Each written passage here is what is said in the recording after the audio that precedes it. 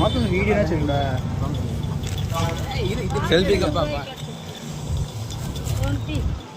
இன்னொரு பிளேட் டேய் காசு கொடுங்கடா ஏமாத்தி போறான் ஓடிறாதீங்க ஒரு பிளேட் வாங்கடா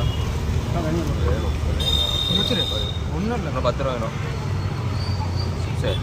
இல்லை அவன் ஃப்ரீயாக கொடுக்குறான்னு நான் வீடியோ எடுக்கிறேன் அவ்வளோதான் இந்த வேலையாக விட்டேன் நான் இன்னொரு 10 ரூபா அப்புறம் கொடுத்துருங்க சார் சசுந்த பிறந்த நாளுக்கு நீ ட்ரீட் வைக்கிற ஏய் மோண்டதான் ட்ரீட் வருது ஐயா